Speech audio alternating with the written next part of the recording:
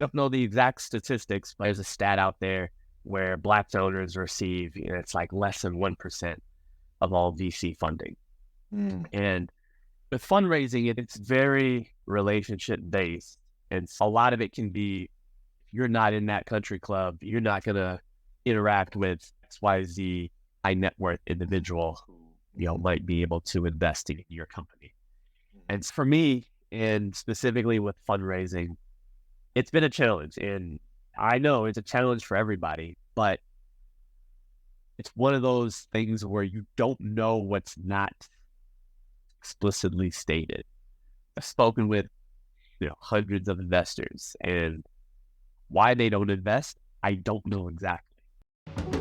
Welcome to Show Your Receipts, where we believe if you can see it, you can be it. Receipts are evidence or proof that something has occurred. Our guests are evidence that Black excellence is alive and well. They will be sharing their receipts on how they've been able to accomplish so much in their life.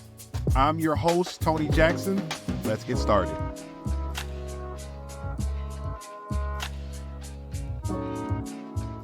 Welcome to Show Your Receipts, where we believe if you can see it, you can be it.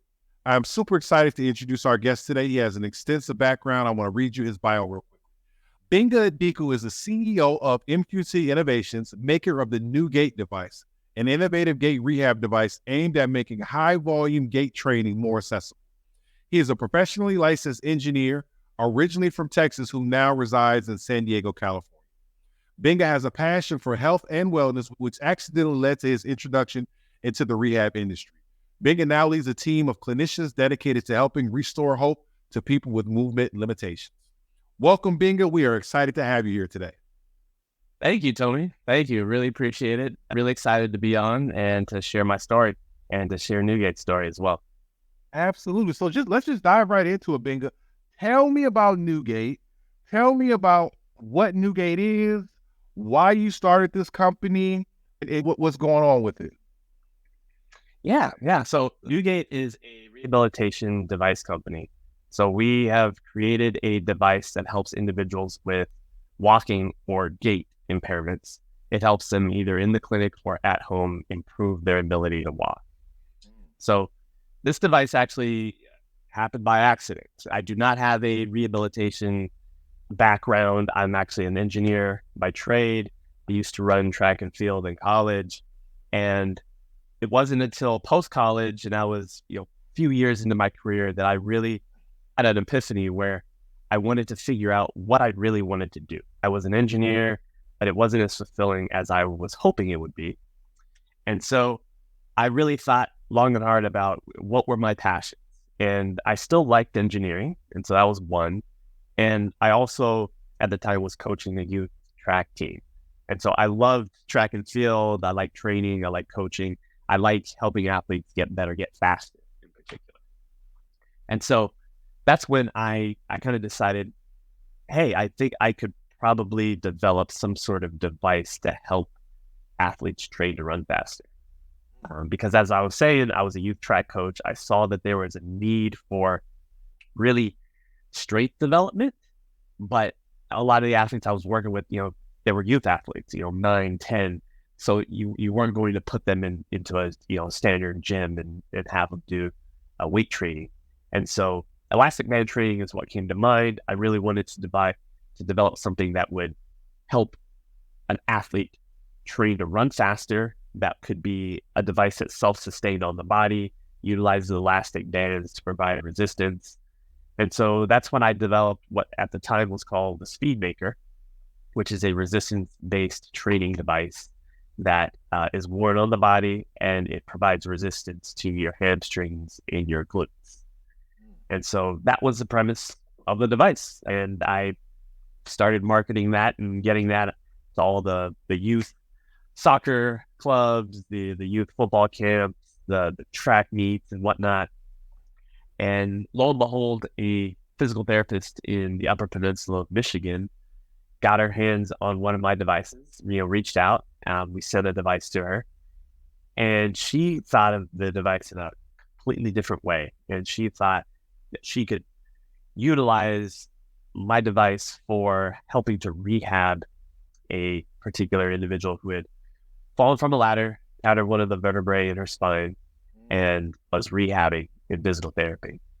And so she took the speed maker and put it on Emily DeVoe. That's the name of the patient, spinal cord patient. And immediately Emily saw just amazing results with it. Her posture improved, her gait improved, her walking speed. It was amazing. It was amazing. And so that was a catalyst for what is now the NewGait. And so Kim Springer, who was the PT who was working with Emily DeVoe, she reached out and said, hey, I'm using it on Emily. It's having amazing results. And then every couple of weeks, I'd have a phone call with her and she'd tell me another story of a different patient who it was helping and another story of a different patient.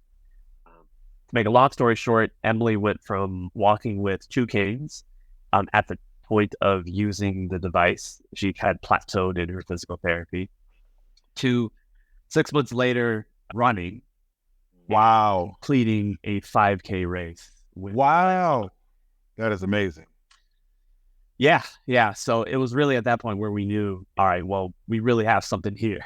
And I think there's certainly a bigger, higher calling for this speed training device other than just the athletic side of things. And so after a trip to Michigan and hearing from more patients, I made a complete pivot from the athletic side and completely pivoted over to the rehabilitation and physical therapy industry and then rebranded as the NewGait.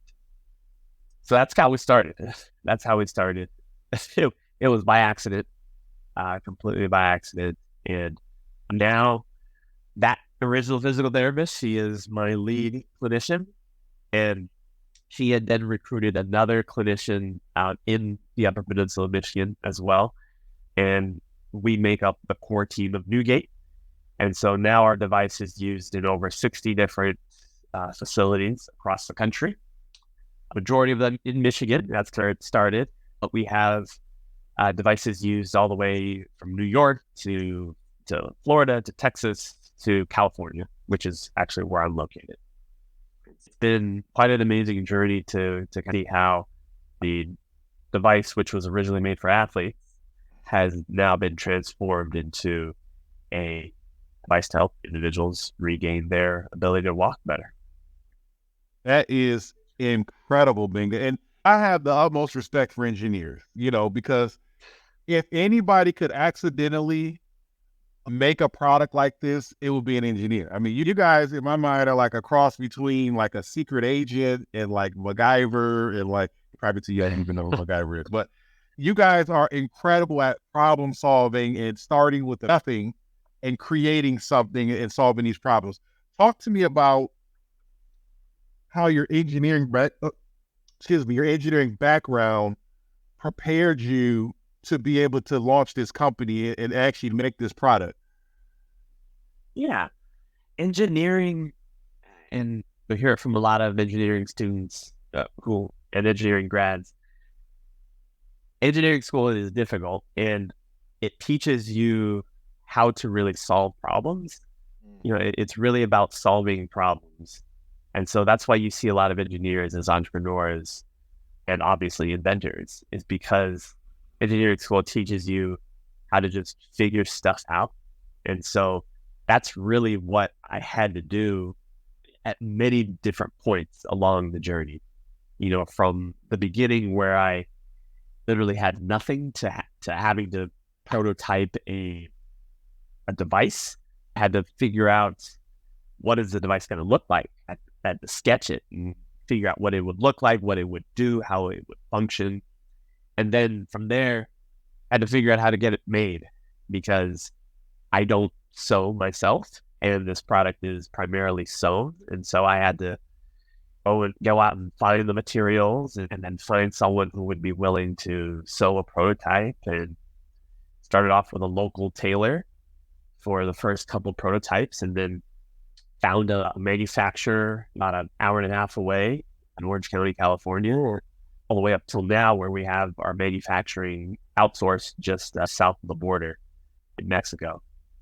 And so everything has just been a series of different problems that had to be solved. If I had to sum it up, it's just that engineering school teaches you how to solve problems, how to figure stuff out. And that's really what prepared me, even more than just calculating and knowing math and that kind of thing. Absolutely. Let's just dive into that a little bit more in regards to, because your background is an engineer, but now you're this full-fledged entrepreneur. And so I guess the first question I have for you is, what gave you the confidence to believe that, you know what, I'm not just Benga the engineer, I can actually create a product and build a business around it. Uh, what gave you that confidence, and how did you overcome, or how did you adjust to the change in being an employee to also building a team and being an entrepreneur? Yeah, I think from early on in my career, I've known that I wanted to eventually be an entrepreneur. I knew that I wanted to start something. Just didn't know what that would be. And so from early on, I had the confidence. It was just a matter of what it would be. And honestly, the making of the company didn't go from zero to what it is now overnight. It was small incremental steps. And so there wasn't any one big moment where, oh, I had to overcome XYZ. Although there were a lot of small moments where I had to do that, but all of them were building up to what we are now. And so, yeah, it's just been a gradual buildup. And I've always known that I wanted to be an entrepreneur from talking with certain individuals in previous jobs. That was where you really had, at least from what they told me, that was where you really were able to not just have financial freedom, but to have the most control over your life, over your schedule, over whatever you may call it.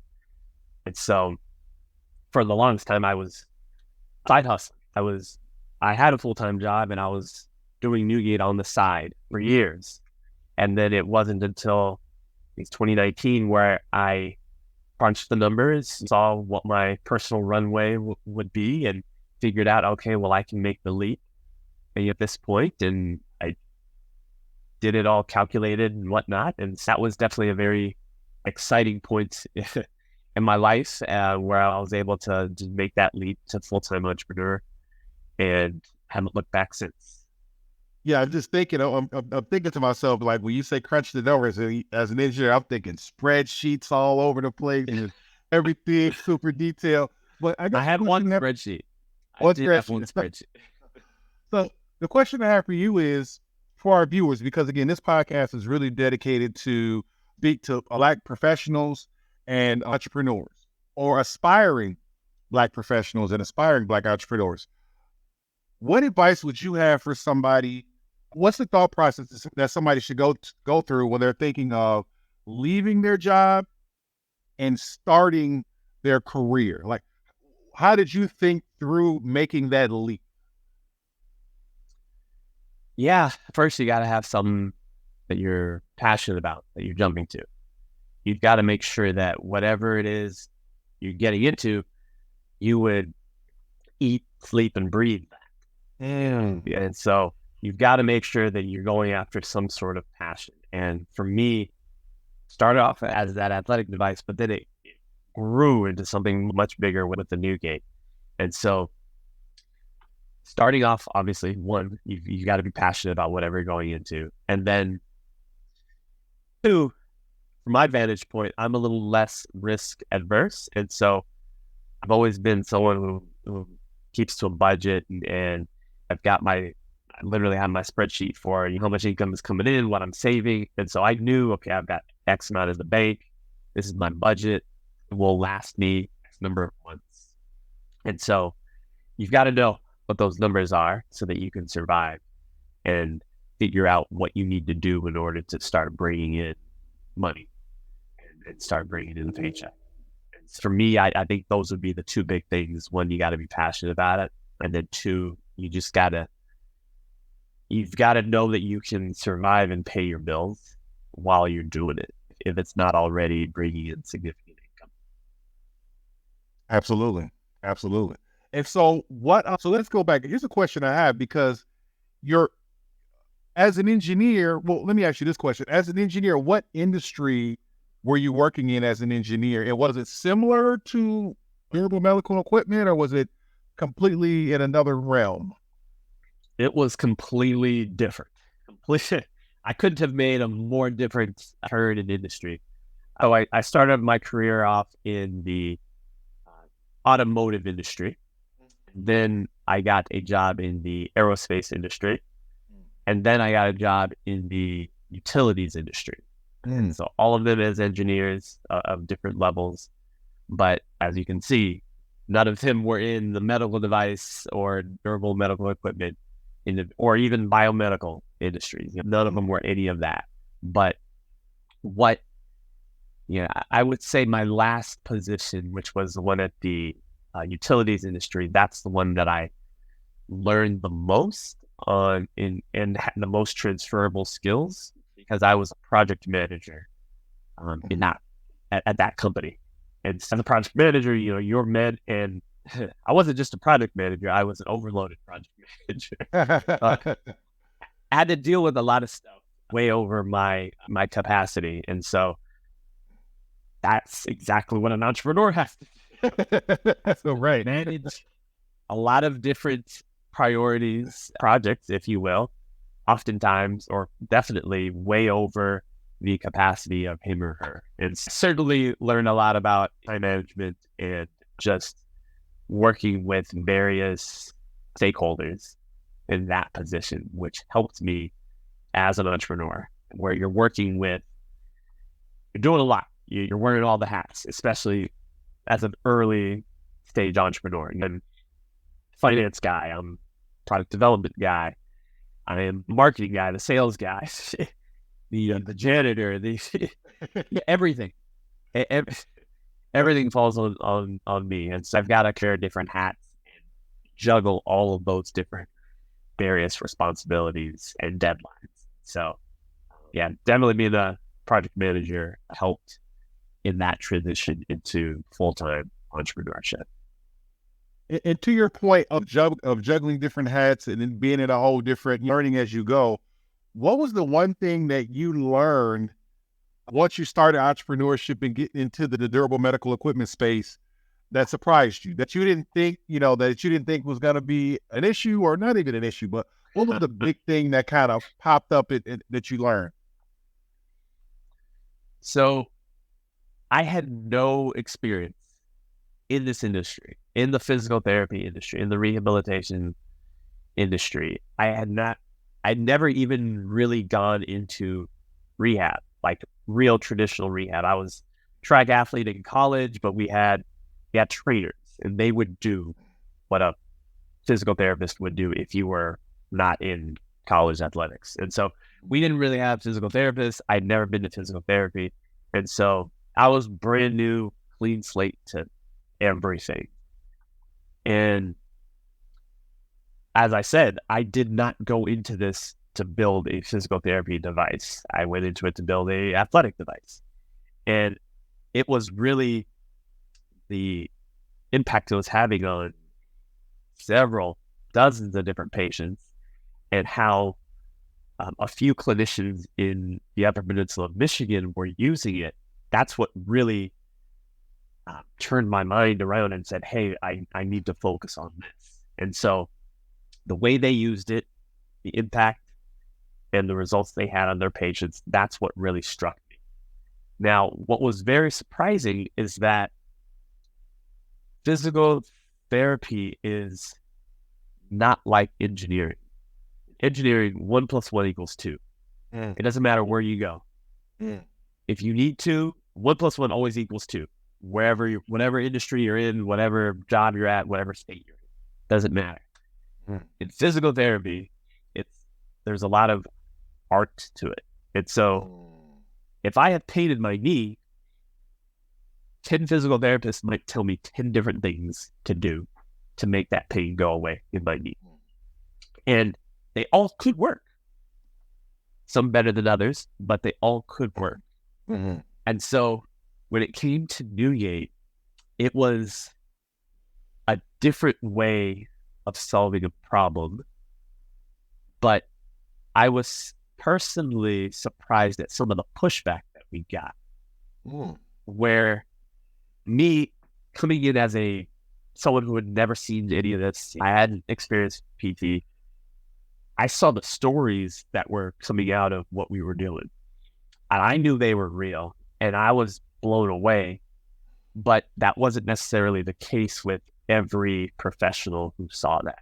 And so it was a much harder, and still is, much harder uphill climb to get buy-in from some individuals. And there's still some individuals who will never get buy-in, and I've come to accept that, where, they have their method. And it doesn't matter what you say, what you do, they have their method. And so, whereas in engineering, again, 1 + 1 = 2. Yeah. I don't care. I don't care what you say, 1 + 1 = 2. But, Right. It was just a completely different way of seeing a solution, and a completely different way of attacking a problem that I just had to wrap my brain around. So, Absolutely. That's because you mentioned it a few times. You mentioned your track background. Tell me a little bit about your upbringing, Benga, where you were raised, sports you played, coaches that inspired you, parents, mentors. Tell me a little bit about your upbringing, please. yeah, so I'm originally from Texas, born in a small town, Corpus Christi, Texas, but raised in San Antonio. And so I consider San Antonio home. I was raised there, went to college there. I am the son of 2 immigrant parents, both from Nigeria. They had to do things the hard way. They weren't given anything. They didn't come from money. And so they came to the States for school. So education was their ticket out. And both of them made it all the way through their master's degree. And so they're really the epitome of the American dream, going from nothing all the way up to a career. They're both now retired. And so growing up, they were certainly strict. If you know anything about Nigerian parents, they were strict. If it's not an A+, don't come home with it. And so schooling was a huge aspect because of what it did for them. And so my whole school career, I knew, okay, schooling is important. I've got to get good grades. And I was a decent student from an academic standpoint. For the most part, I excelled there. I was drawn towards science and engineering. But one of the things that really turned me on to engineering was a summer program that I did back when I was in middle school and high school, called prep, or pre-freshman engineering program. And it was a summer program. I fought my mom. I didn't want to do it. But once I finally got into it, it was actually a lot of fun. Long and behold, I was actually learning during the summer, but it was in a much more structured and fun way. And so that's kind of molded me into wanting to be an engineer. And then senior year in high school, I had a mentor who was an engineer locally in San Antonio. And so I got to know a little bit more about the profession through him. And went to college in San Antonio as well. I was a fairly decent high school track athlete. And so I really wanted to run track in college. And UTSA, or University of Texas at San Antonio, that was the only D1 school in the city. And they ended up recruiting me to run track there. And track was my love. That was my sport. I'd run it since middle school, and I'd always had a knack for speed. I was a sprinter, 100-meter, 200-meter dash. And I ended up running track for my freshman year in college, which at that point, I actually ended up quitting the team afterwards for a couple of different reasons. When I signed on, I did not have a full ride as an athlete. I had a partial scholarship. I did not know that by signing on, I would then not be able to accept any academic scholarships. Oh, wow. And so I learned that out afterwards.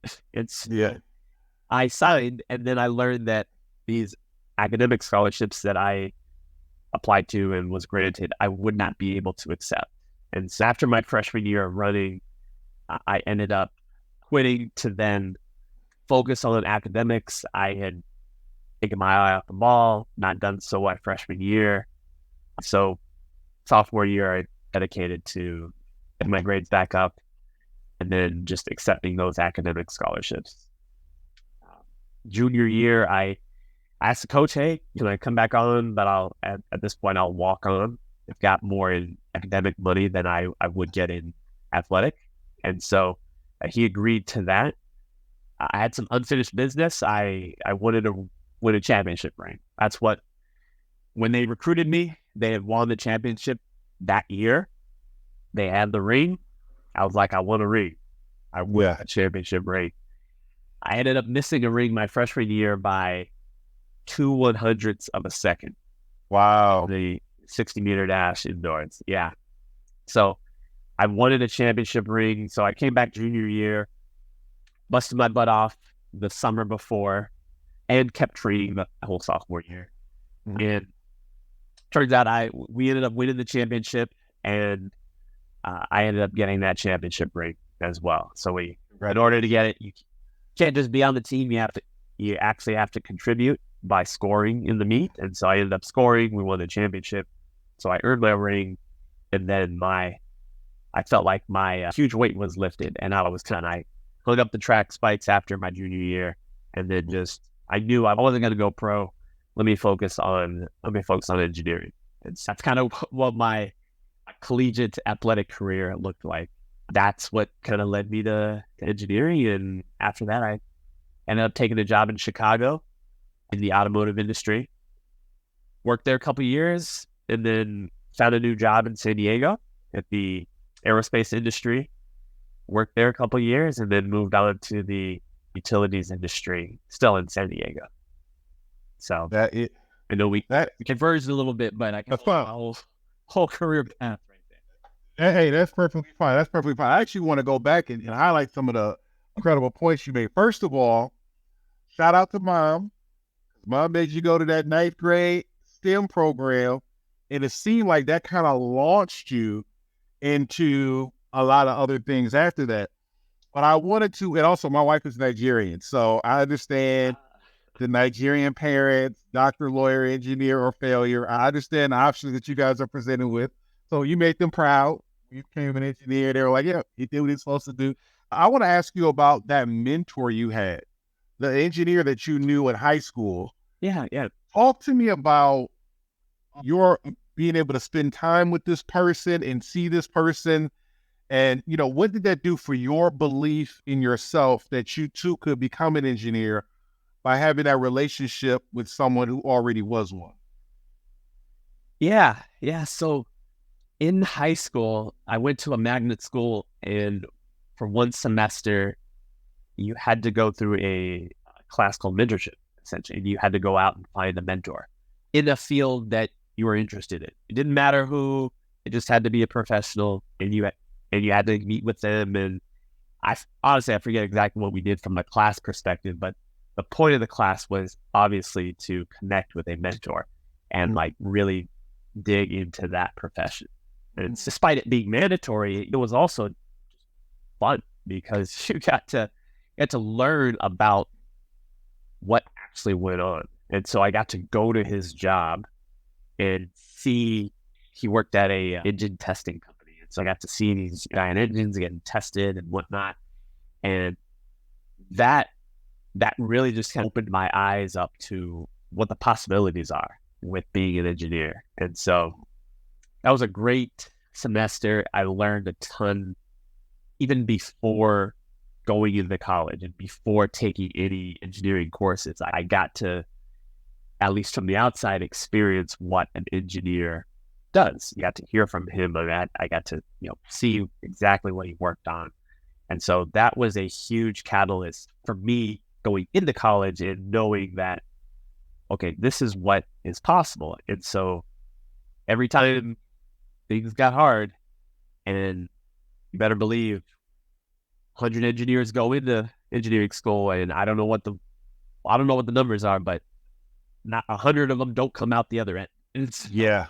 There's an attrition rate that's fairly high, and so I did not want to be one of those statistics. And so I wanted to make sure that, okay, I don't care how hard it gets, I'm going to get through this because I've seen what it looks like on the other side and I want to be there. Absolutely. So I actually have a friend of mine who is an engineer, and he said on the first day of one of his classes, the professor said, look to your left and look to your right.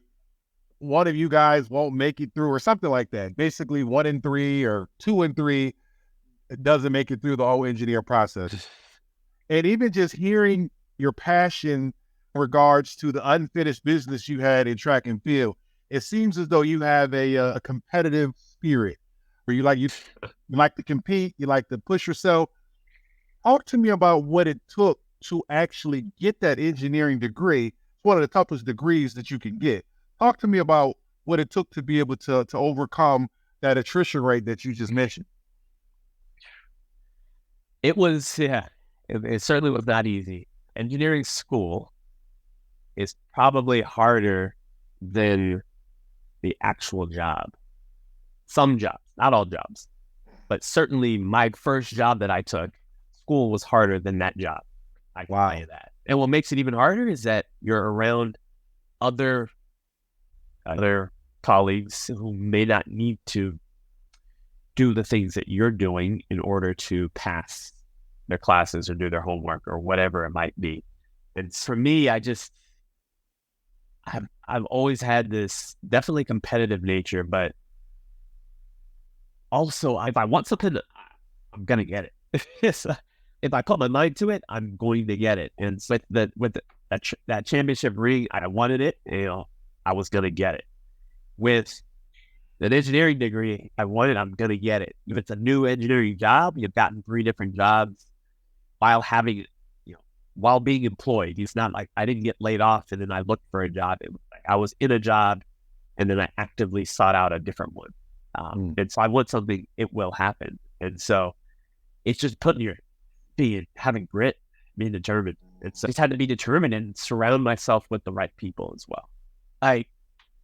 For me, certainly part of not being on the track team was also to then help surround me with more engineering majors. Because I'm not going to lie, I had to be around more engineering majors in order to make it, because you got to be around the people who are in the trenches with you, having to do the hard ish that you have to do.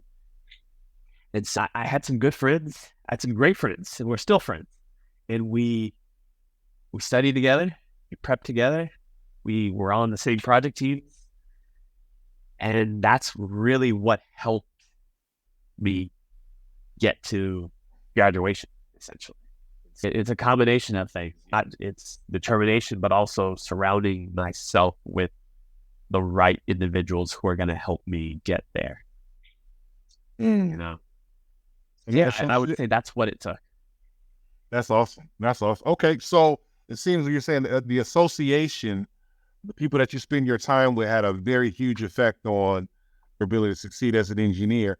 Now that you're an entrepreneur, have you found it easier, more difficult to find other like-minded people like you had to do in school and with engineering?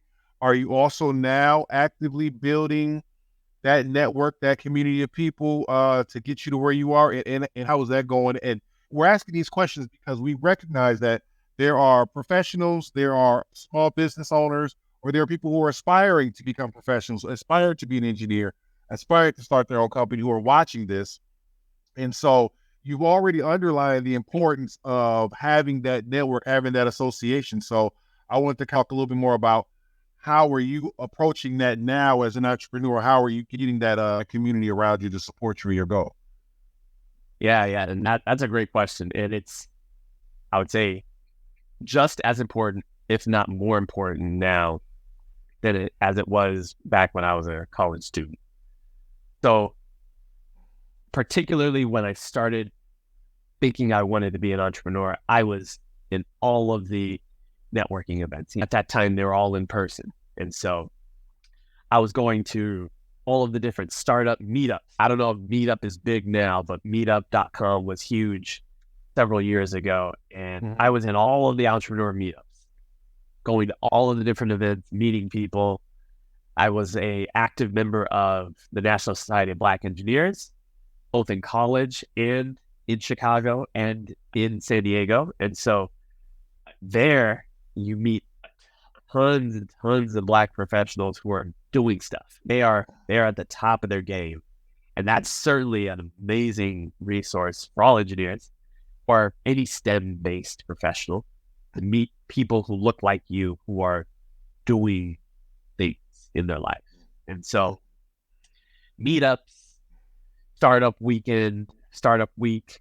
I think every city, every major city has their own startup week. And even in my day job, I was not necessarily talking out loud about my startup, but I would gravitate towards people who said maybe they're investing in real estate, or they've got a little side hustle, or they're doing something that tells me that they are ambitious beyond their career. I'd really gravitate towards them. And now I've got a pretty strong community of individuals who are not necessarily exactly where I am at, but Mhm. who are ambitious Mm. more than what their job is. Whether it's a friend who's big into real estate investment, or another friend who actually has his own startup and is a year or two ahead of where I'm at, and we talk regularly, or it's another friend who is climbing that corporate ladder, but he's doing it on a fast pace. He's not Mhm. just your average employee clocking in, clocking out. He's, you know, youngest director Mm. type level Yeah. in a Fortune 500 company. It's being around those people and surrounding yourself around high achievers, not necessarily individuals who are specific entrepreneurs in your industry. That's great, but just having that breadth of different types of individuals who are high achieving is important to help motivate you. Personally, I've learned things that I can then apply in my business from an outsider.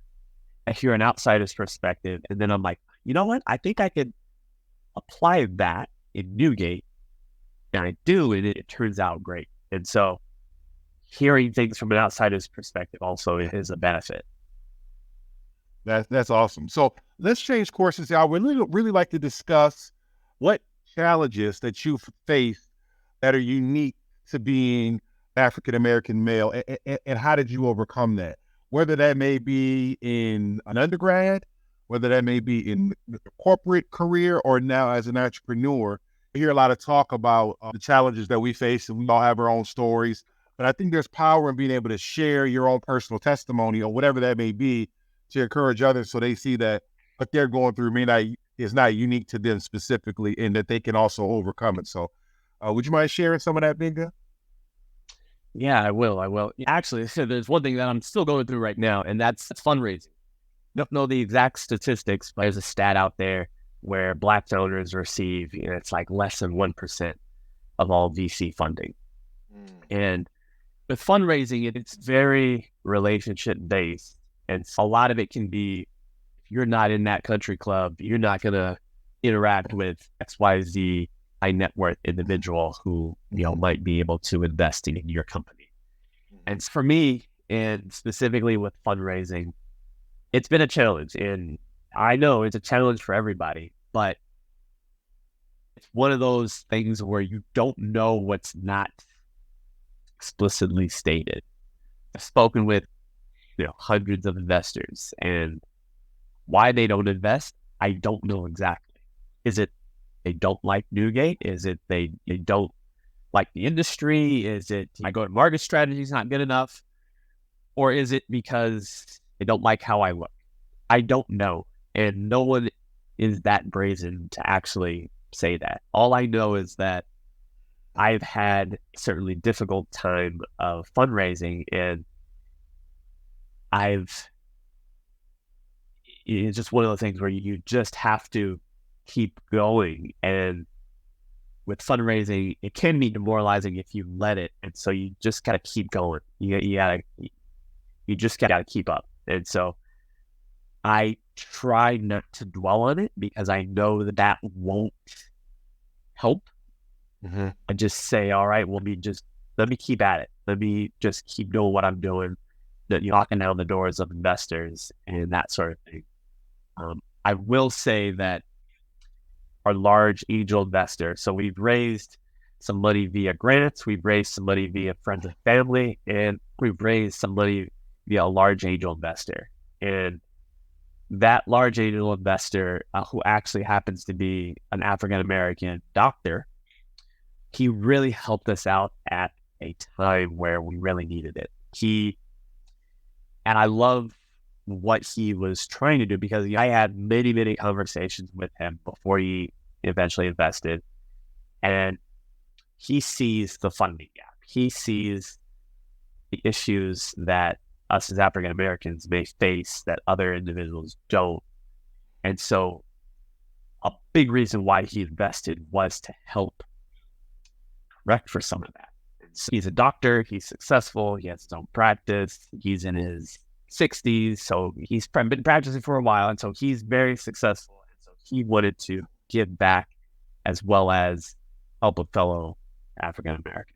And so that was definitely something that you're not going to see from someone else. And that was a huge lifeline for us. And since then, we've just been on an upward trajectory.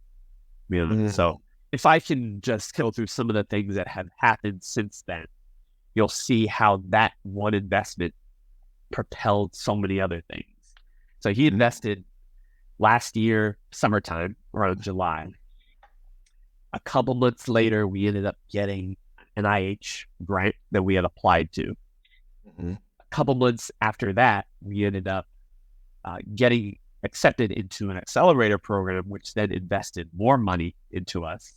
A couple months after that, we ended up talking with a distributor who's based out in Taiwan, and now we're in discussions with and in the final agreement phases of actually signing a international distribution agreement to get NewGait globally.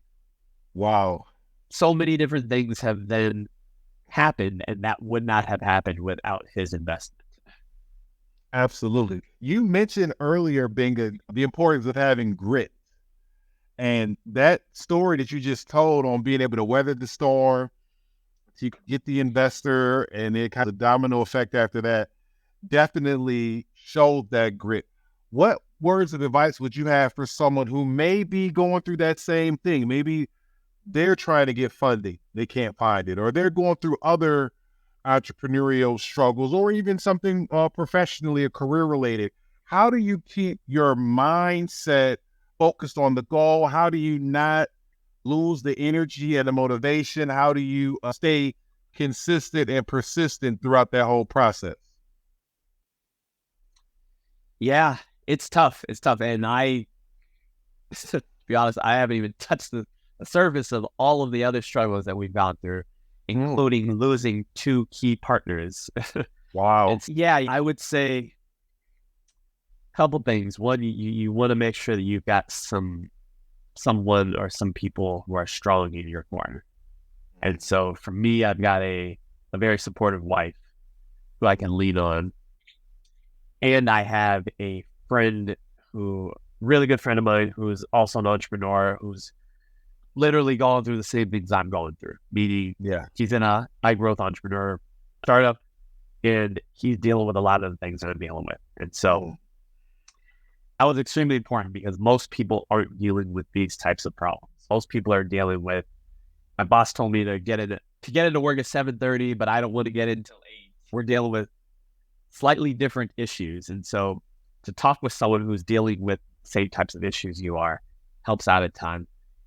And it just cleared your mind sometimes, like going for a walk, finding your way of just letting the tension out. You exercise, I go to a gym, and that's kind of time to just let the stress out of the day. It's having someone strong in your corner, and then just finding ways to just relax. I think those are the big things, because you're always going to come across those types of issues, and you have two options. You can give up, or you can persevere, and persevering is tough. And so if you're going to go through something tough, you're going to need internal strength, but also the help of some folks externally too. Absolutely, absolutely. And we're getting ready to wrap up here, Bingo. But I do have a few more questions for you. First, it seems as though you probably wouldn't have been able to do what you've done, the NewGait company, the career that you had, without having a very strong STEM background. Talk to me about what you believe in. Talk to me about the importance of STEM, and especially the importance of STEM in the Black community, because I know it's a lot of conversation that we're not often as involved or have that or encouraged to go into that line of study. Yeah, STEM is big. And like I said, I was involved in NSBE, still am.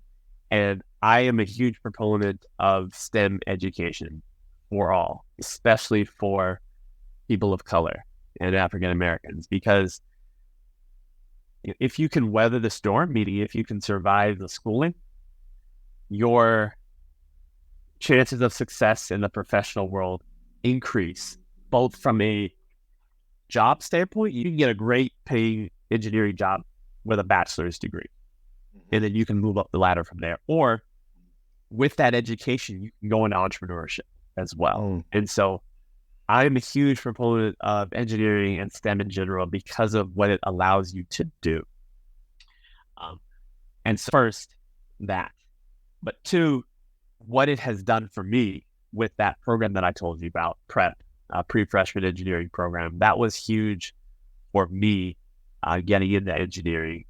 And then I've been blessed to have actually a really good friend of mine start a nonprofit for STEM education here in the San Diego area. Joshua Williams, he's got a nonprofit called Young Echelon, and they're devoted to educating and empowering Black youth to focus on and enrich themselves in STEM education.